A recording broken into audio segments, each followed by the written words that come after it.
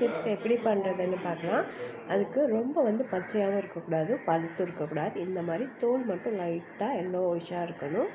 உள்ளே வந்து பழம் வந்து லைட்டாக காயாக இருக்கணும். அந்த மாதிரி எடுத்துக்கோங்க. நான் சிப்ஸ் போடுறதுக்காக இப்போ 2 பழம் எடுத்திருக்கேன். இப்போ இது கூடவே கொஞ்சமாக உப்பு, ஒரு 2 டேபிள் ஸ்பூன் அளவுக்கு தூள் உப்பு, ஒரு 2 டேபிள் ஸ்பூன் அளவுக்கு வந்து மஞ்சள் தூள் மட்டும்தான் ஒரு சிலர் எடுப்பாங்க. நான் வந்து உப்பு சேர்த்து எடுத்தால் தான் வந்து நேந்திர பழம் இந்த சிப்ஸ்க்கு வந்து நல்லா இருக்கும். அதுக்கப்புறமா கொஞ்சமாக தண்ணி. இவ்வளோ தான் இதுக்கு தேவையான பொருட்கள் நேந்திர பழம் சிப்ஸ் பண்ணுறதுக்கு. இப்போ இந்த பழத்தை வந்து நம்ம தோலை வந்து உளித்து எடுத்துக்கலாம். இந்த தோல் வந்து இப்போ உளித்து எடுக்கும்போது கொஞ்சம் வந்து கத்தியில் சீவி தான் எடுக்கிற மாதிரி இருக்கும், கையில் உளிக்கிற மாதிரி இருக்காது. கூடவே வந்து கொஞ்சம் தண்ணி வச்சுக்கோங்க ஒரு பாக்ஸில். நம்ம வந்து நேந்திர பழம் தோலை உளித்ததுக்கப்புறமா தண்ணியில் போட்டுடணும். அப்போ தான் வந்து பழம் வந்து இருக்காமல் இருக்கும். மேலேயும் அடியிலையும் இப்படி சீவினதுக்கப்புறமா கத்தி வச்சு இந்த மாதிரி கோடு போட்ட மாதிரி கிழிச்சிக்கோங்க. ஒரு 4 பக்கம் கிழிச்சிக்கோங்க. கிழிச்சதுக்கப்புறமா ஈஸியாக வந்து எடுக்க வந்துடும். நேந்திர காயில் சிப்ஸ் போடுறத விட இந்த மாதிரி லைட்டாக பழுத்ததில் சிப்ஸ் போட்டால் அதோட இனிப்பும் சேர்ந்து நேந்திர பழம் சிப்ஸ் சூப்பராக இருக்கும். இப்போ அவ்வளோதான். ஈஸியாக இந்த மாதிரி கத்தியில் கீறினதுக்கப்புறம் ஈஸியாக எடுக்க வந்துடும்.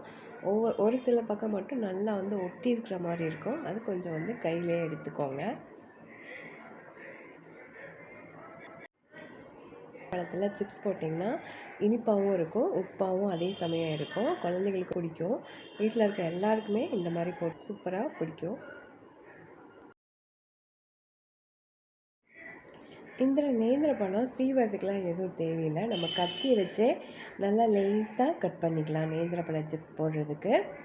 இப்போ வந்து ஒரு பழம் வச்சு நம்ம கட் பண்ணிவிட்டு நம்ம வந்து இப்போ தண்ணியில் போட்டோம்.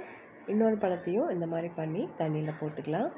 இப்போ 2 பழத்தையுமே நம்ம உடனே வந்து தண்ணியில் போட்டிங்கன்னா தான் அந்த பழம் வந்து கருப்படிக்காமல் இருக்கும். இப்போ அடுத்தா வந்து மஞ்சள் தூளும் உப்பும், அப்புறம் தண்ணி. இந்த உப்பு வந்து மஞ்சள் தூளோட சேர்த்துக்கோங்க. சேர்த்திட்டு நம்ம எடுத்து வச்சுருக்க தண்ணி வந்து ரொம்ப எல்லா தண்ணியும் ஊற்ற வேணாம், அதில் பாதி தண்ணி மட்டும் ஊற்றினா போதும். ஊற்றிட்டு நல்லா வந்து மிக்ஸ் பண்ணிக்கோங்க. நல்லா உப்பு கரையிற வரைக்கும் நல்லா வந்து மிக்ஸ் பண்ணி எடுத்து வச்சுக்கோங்க. உப்பு கரையிற அளவுக்கு கரைச்சிக்கோங்க. உப்பு வந்து நல்லா கரைஞ்சிடணும் இந்த தண்ணியோட. அந்த அளவுக்கு கரைச்சி எடுத்துக்கோங்க. இப்போ இது வந்து 2 பழத்துக்கு வந்து சிப்ஸ் போடுறதுக்கு கரெக்டாக இருக்கும். இந்த அளவுக்கு தண்ணி ஊற்றி கரைச்சி எடுத்து வச்சுக்கிட்டிங்கன்னா அடுத்ததாக வந்து நம்ம வந்து பழத்தை வந்து நம்ம கட் பண்ணிக்கலாம். அதுக்கு முன்னாடி வந்து தேங்காய் எண்ணெயில் சிப்ஸ் போட்டிங்கன்னா நல்லாயிருக்கும். அதனால் தேங்காய் எண்ணெயை அடுப்பில் காய வச்சுக்கோங்க. இப்போ வந்து மேலே வந்து நல்லா வந்து சேவ் பண்ணிக்கோங்க. ரவுண்ட் ஷேப்புக்கு வர மாதிரி மேலே வந்து ஈக்குவலாக இருக்கிற மாதிரி கட் பண்ணி எடுத்துக்கோங்க ஃபஸ்ட்டு. இந்த மாதிரி ஒரு கத்தி, நம்ம எப்படி நார்மலாக காய் வெட்டுற கத்தி இருந்தாலே போதும்.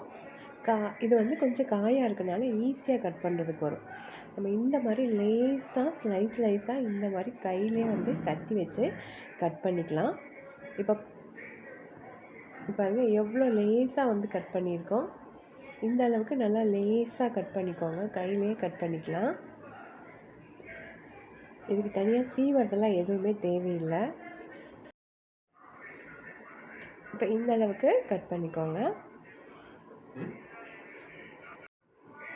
நம்ம யூஸ் பண்ணுறது பொறுத்து எண்ணெய் வந்து அளவாக ஊற்றிக்கோங்க. ரொம்ப நிறையாலாம் தேங்காய் எண்ணெய் ஊற்ற வேண்டாம். ஏன்னா அதுக்கப்புறம் அந்த எண்ணெயை வேறு எதுக்கு யூஸ் பண்ண போகிறதுக்கு இல்லை, யூஸ் பண்ணக்கூடாது. அதனால் வந்து நம்ம அளவாக மட்டும் எண்ணெய் வந்து ஊற்றிக்கோங்க.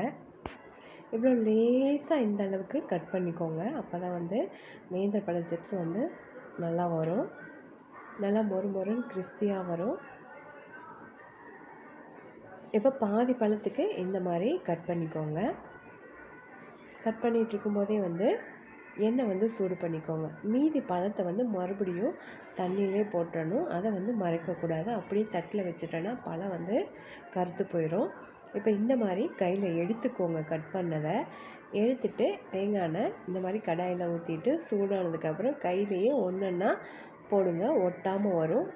அப்படியே போட்டிங்கன்னா ஒட்டிக்கும். ஒன்று ஒன்றா தனித்தனியாக ஒட்டாமல் போடுங்க. எண்ணெய் நல்லா வந்து சூடாக இருக்கணும். போடும்போது பார்த்தா தெரியுது பாருங்கள் எண்ணெய் நுரை எப்படி வருதுன்னு. இந்த அளவுக்கு நல்லா சூடாக வரணும். எல்லாமே போட்டதுக்கு அப்புறமா லோ ஃப்ளேமில் வச்சுக்கோங்க. இந்த மாதிரி ஒன்று ஒன்றா ஒட்டாமல் போட்டுக்கோங்க. போட்டதுக்கு அப்புறமா உடனே வந்து நம்ம கரைச்சி வச்சுருக்க மஞ்சள், உப்பு, தண்ணியை வந்து கொஞ்சமாக எல்லா பக்கம் 1 டேபிள் ஸ்பூன் அளவுக்கு எல்லா பக்கமும் இந்த மாதிரி ஊற்றிக்கோங்க. இது வந்து தெறிக்காது. ஏன்னா பழமும் வந்து ஈரமாக இருக்கனால நம்ம வந்து இந்த தண்ணி ஊற்றும் போது எண்ணெய் வந்து தெறிக்காது. ஊற்றுனதுக்கு அப்புறமா இப்போ கரண்டியில் நம்ம வந்து மிக்ஸ் பண்ணி விட்டுக்கலாம். இதுதான் வந்து கலர் கொடுக்கும் நேந்திரப்பழ சிப்ஸுக்கு.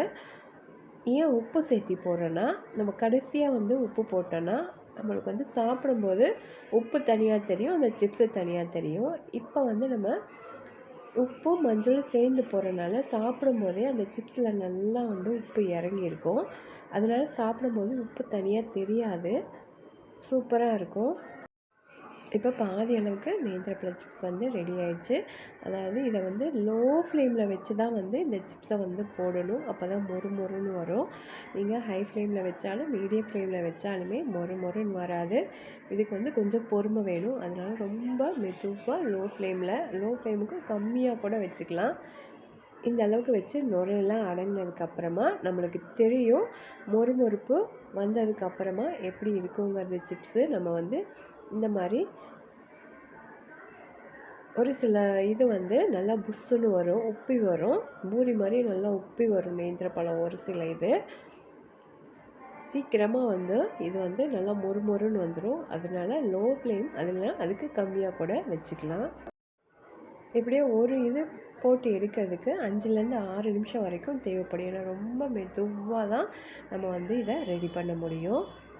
இப்போ எல்லாமே ரெடி ஆயிடுச்சு. இந்த உப்பு மஞ்சள்லாம் கீழே அடியில் இறங்கிருச்சு. நுரை ஃபுல்லாகவே எல்லாமே அடங்கிடுச்சு. இந்த ஸ்டேஜில் நம்ம எடுத்துடலாம். அவ்வளோதான், சூப்பரான நேந்திரப்பழ சிப்ஸ் வந்து ரெடி ஆயிடுச்சு. இந்த மாதிரி இருக்கிற எல்லாத்தையுமே ரெடி பண்ணி எடுத்துக்கோங்க. வீட்டிலையே ஒரு ஹெல்த்தியான நேந்திரப்பழ சிப்ஸு ரெடி பண்ணியாச்சு. இது ஒரு ஈவினிங் ஸ்நாக்ஸு, லஞ்சுக்கு, ஸ்கூல் ஸ்நாக்ஸுக்காக கூட கொடுக்கலாம். ஒரு ஹெல்த்தியான ஸ்நாக்ஸ் இது.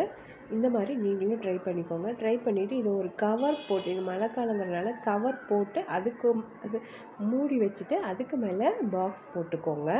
இல்லைன்னா வந்து சீக்கிரமாக வந்து மொறுமொறுப்பு போயிடும்.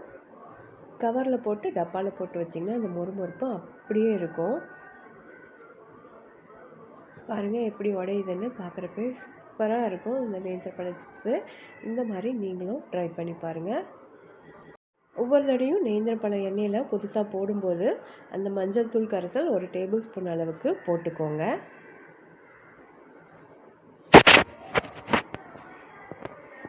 சூப்பராக நேந்திரப்பழ சிப்ஸு ரெடி ஆயிடுச்சு பாருங்கள். இது வந்து ஒரு 3 டேஸ்க்காவது வரும் எங்கள் வீட்டுக்கு. இந்த நேந்திரப்பழ சிப்ஸ் வீடியோ பிடிச்சிருந்தா நம்ம சேனலை சப்ஸ்கிரைப் பண்ணிவிட்டு கூடவே பெல் சிம்பலை கிளிக் பண்ணிக்கோங்க. ஏன்னா இந்த மாதிரி இனி வரப்போகிற வீடியோஸ் உங்களுக்கு உடனுக்குடனே பெல் சிம்பலை கிளிக் பண்ணிக்கிட்டிங்கன்னா உடனுக்குடனே வரும். இந்த ரெசிபிக்கு ஒரு லைக் போட்டுக்கோங்க. தேங்க்யூ.